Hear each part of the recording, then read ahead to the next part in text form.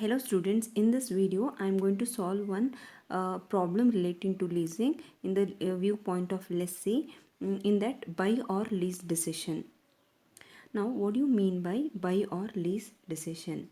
So buy or lease decision is nothing but whether to acquire the asset or use the asset in the form of lease. uh, for example, a company wants to buy a asset. Company have a two option: either they can buy the asset by taking the loan from the bank, or they can go for a leasing option. So when you acquire and the asset by the way of purchase by borrowing money from the outsider, you have to identify what all the cash flows will be involved.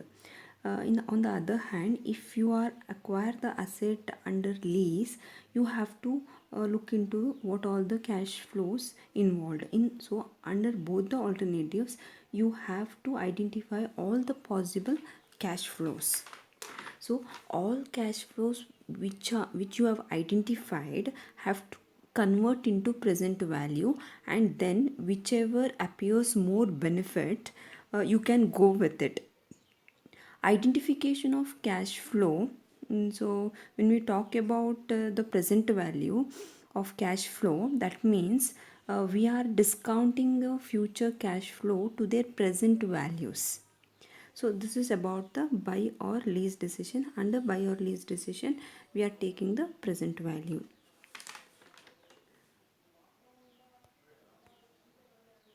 So this is a question which we are going to solve it now. XYZ Builders Limited need to acquire the use of a crane for their construction business. Considering buying or lease option, the crane costing 10 lakh and subject to straight line method of depreciation to a zero salvage value at the end of 5 years. In contrast, the lease rental is 2,20,000 per year to be paid in advance each year for 5 years. XYZ Builders Limited can raise debt at 14% payable in equal annual installments. Each installment due at the beginning of the year, the company is in the 50% tax bracket. So, should it lease or buy the crane? So let us understand what's the what question is expecting to do. This question is basically about the two alternatives: either you can get the machine or the crane by raising the debt, that is borrowing option, or you can go for a leasing option.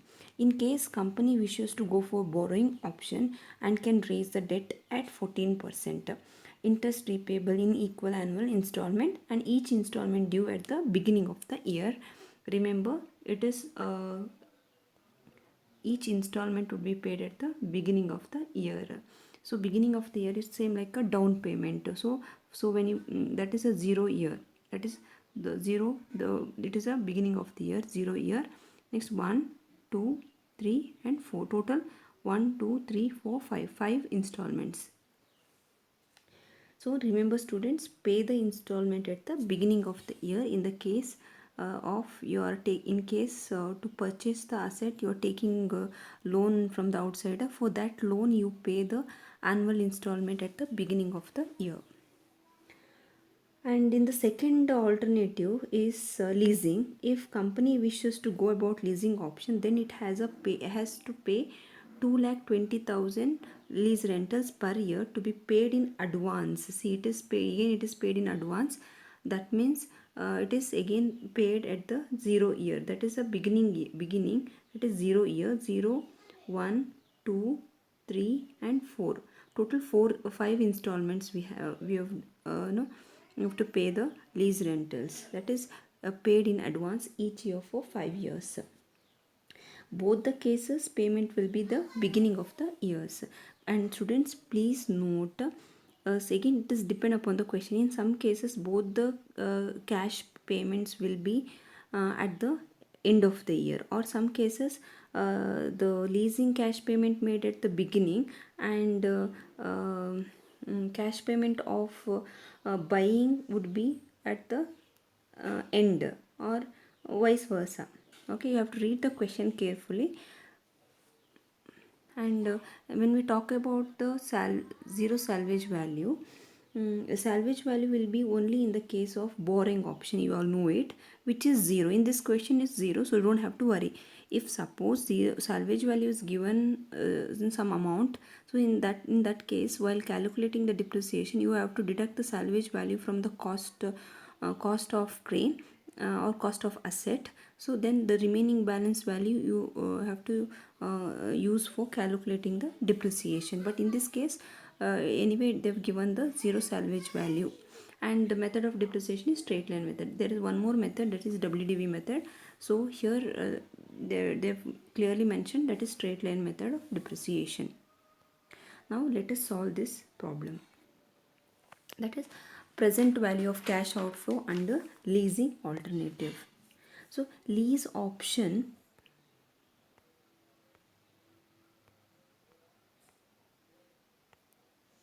so present value of cash outflow under leasing alternatives.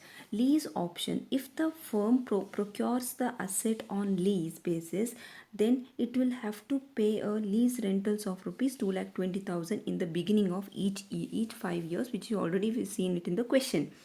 This means that the first lease rentals will be payable now, that is 0 year. So that is 0 year now, that is kind of down payment, 0 year.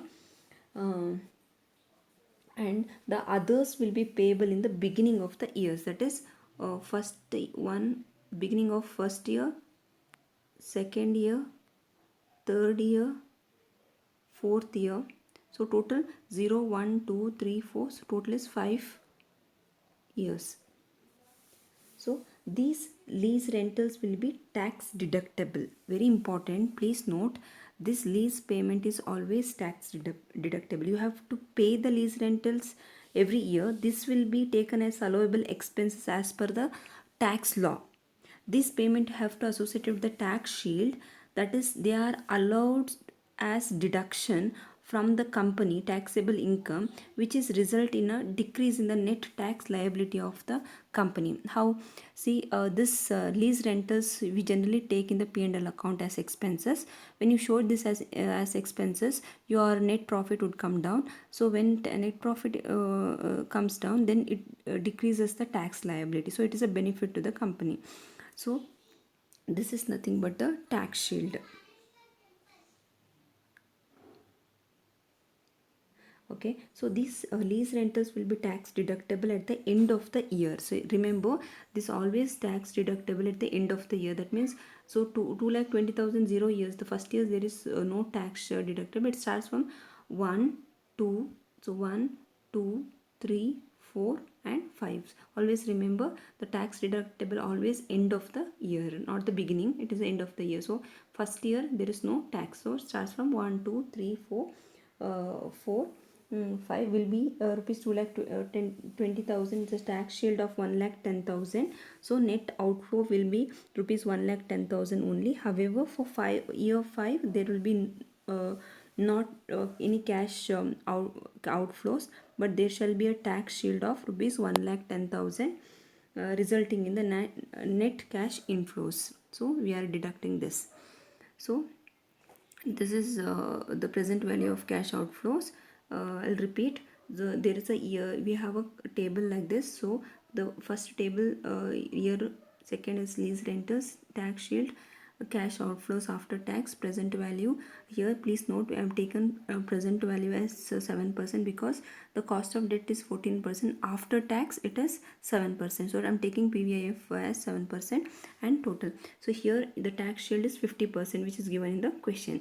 So first year, as I told you, first year there is lease payment starts from the 0 years and there is no tax deductible. So cash outflow is 2,20,000, and remember the present value for 0 is always 1. So total present value is 2,20,000. So and in the second, so 1 to 4 years, I have taken 1 to 4. Why? Because it is equal annual lease payment. So 2,20,000, I am taking 1 to 4 years as 2,20,000. Next, after 50% after tax, it is 1,10,000. So cash outflow after tax is 1,10,000. So 3.387 is a annuity. I am taking here annuity factor at 7% for 4 years. Why?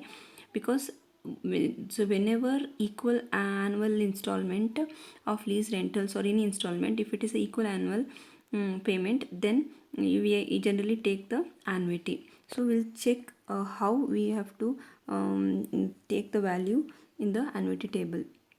This is an annuity table. So here you check the table as present value of annuity of 1 rupee. So and here how do you check the value? See here 7% for 4 years. So 7% is here, and fourth year what is the value? It is 3.387. So this is a annuity value, table value. So that is 3.387. So if you calculate, this is 3,72,570. Okay. So you next last year, as I told you, 1,10,000 is a tax shield. So net cash flow will be 1,10,000 only. However, for fifth year there will be not be any outflow, but there shall be a tax shield of rupees 1,10,000, resulting in the net cash outflow. So which you are going to deduct it. So you get 5,14,140. Okay, so we have done with this. Next, so next, present value of cash outflow under buying alternative. So under buying alternative, you have a format like this. First year, column 1, column 2, loan installment. This loan installment, in some cases this would be given in the question. In this question it is not given, so we are going to solve it. So working note number 1. Second is a tax advantages. So both interest and depreciation is a tax, we get a tax advantage. Both are expenses which we show it in the P&L account. So when we show these two items in the P&L account, our net profit reduces, so that it decreases the tax liability. So we get a tax advantages in the case of buying of an asset. Remember, in case of buying of an asset, we get the benefit of interest, which we get the loan from the bank for buying the asset. So the interest we have to pay, that can also a deductible income. So next is depreciation also, that you have a tax liability, tax benefit. So both the interest and depreciation is a tax benefit. That working note, we are going to solve it in the next slide. So next is a net cash outflow, that is column 2 minus column 3 plus column 4. Next is PV factor at a 7%. This PV factors you have to check into the PV factor, PVIF table, you get the value. Next is a total factor. So first is year, column 1, we have a 0 to 5 taken. So here loan installment, as I told you in the question, it is mentioned that loan installment is paid beginning of the year. That is beginning of the year, in the sense it's a kind of down payment is made. A down payment is made at the first, that is a 0 year. So that is 2,55,493. So next remaining would be 1, 2, 3, 4. Total installment is 5. So 0 year 2,55,493. Okay, and please, this is a thing, and please note, in the first year, 0 year, there is no interest and depreciation. Generally interest and depreciation is charged at the end of the year. First let us see how the loan installment is calculated. So this is working note number 1, annual installment. Annual installment of loan. As I told you, annual installment in some cases it is given in the question. In case if it is not given in the question, this is a formula where you can calculate the annual installments. So an loan installment equal to cost of asset divided by PVIFA. Remember, it is PVIFA. Here 14%, 4 years. So 14%, that is cost of debt. Okay, which is given in the question. We have to take pre-cost of debt. So 14%, so 4 years. So here again it is starts from 0, 1, so 1 to 4, 3 and 4. So 0, it is again PVIF way value. I told you it is a beginning 0 years, it is always 1. And so 1 to 4 PVIFA, if you check the PVIFA table, you get the value as 2.914 at 14%. Okay, so if you add 1 plus 2.94, you get 3.914. So if you divide the cost of asset, that is cost of crane, divided by 3.914, you get the value as 2,55,493. It is an annual installment. So now you got the annual installment. We have done with it. So remember, the loan installment always starts from the 0 year, 0 to 4. So fifth year there is no loan installment. Next we'll see the working note number 2, that is how we are supposed to calculate the interest. So how do we calculate the interest? This is a table, first table, year, second column 1 year, column 2 loan installment, column 3 loan at the beginning of the year. It is payment of interest and principal outstanding at the end of the year. This table we are calculating to find out the interest. As I told you, year always starts from 0 to 4. So 5 loan installments, which you taken loan from the bank, so you have to pay 5 installment. So this first 0 year, 2,55,493. So all the equal annual installment, this is equal.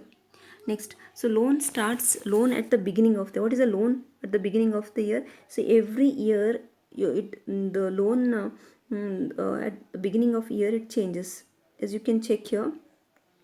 So first year 1, it is a loan, the cost of the loan is 10 lakh, and interest is always charged at the end of the year, so no interest here in the 0 year. And what is the principal amount? 2,55,000 is deducted from 10 lakh, so you get 7,44,507. So principal outstanding at the end of the year, the same amount will be this one at the beginning of the year, 7,44,507. So interest, so how do you calculate the interest? 7,44,507 into 14%. Remember, interest is 14%. So you get 1,04,231. So then the principal, see, actual interest is 1,04,231. So the how much you pay annually? That is 2,55,493. Correct. So out of which interest is 1,04,231. The remaining balance would be 1,51,262. So this principal repayment, this deduct from your cost, deduct from your loan amount. So you get 5,93,245. So this is a principal outstanding at the end of year. The same would be at the beginning of the year. So this is same. So into 14%, you get 83,504. You deduct this from the loan installment, you get the value of 1,72,439. So you get the value as principal outstanding at the end of the year. So 4,20,806. Similarly, you calculate for third year, you get the value end of the principal outstanding at the end of the year would be 2,24,226. Remember, at the end of the fourth year, what you supposed to you cannot calculate 2,24,493 into 14%. What you supposed to do is, whatever you get the principal outstanding at the beginning amount, this you have to write as it is in the repayment column, and the remaining, this 2,24,226 minus, so 2 lakh, that is 2,55,493. so this one, so if you deduct this and this, you get the value as 31,267. So this is a very important thing you have to note. Okay, so now we got the interest. This one, this is a column, we're supposed to take it in the table.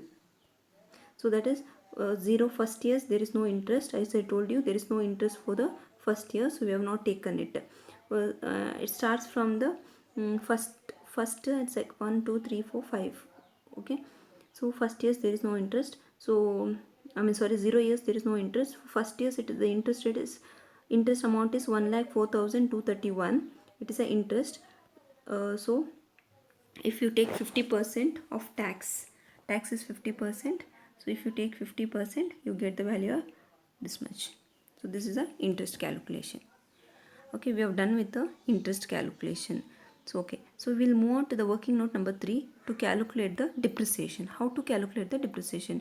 Here in this case it is given a straight line method of depreciation and there is no salvage value, so directly deduct the cost of asset from cost of asset divided by 5 years. You get the value as 2 lakh. Okay, so 2 lakh into 50% tax, so that is 1 lakh.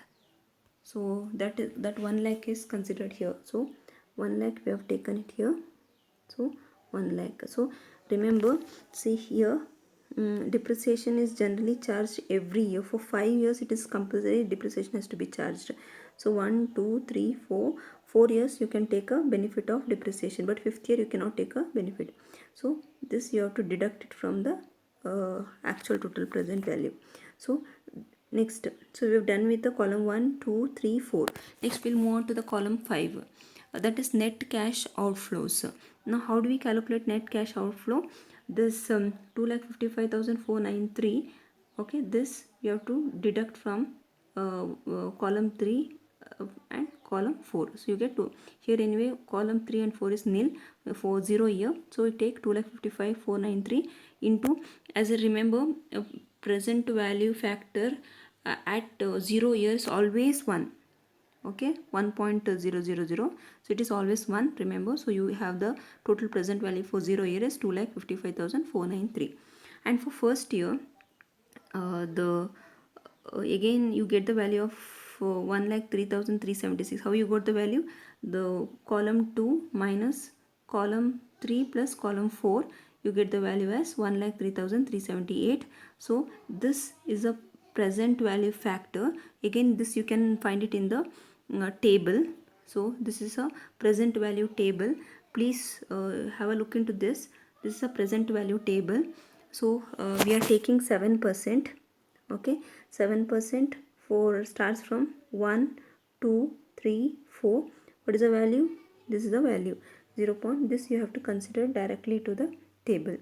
Okay, 0.935, 0.873, 0.816, 0.763 and point. So you got to know how we have got this one 0. All this present value. So if you calculate this into this, okay, you get the value as total present value. Okay, and so this is a 5th year, and 5th year you have to deduct this amount. Okay, so that is minus 71,300. So now the total present value you get is 5,59,902. Now you have to check whichever is less value, you have to take that as a option. See here, the company is advised to opt for leasing as the total present value of cash outflow is lower, that is 5,14,140, than when you compare to buying option or buying or borrowing option, it is 55,000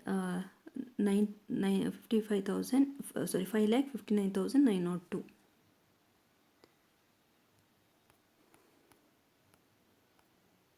Thank you.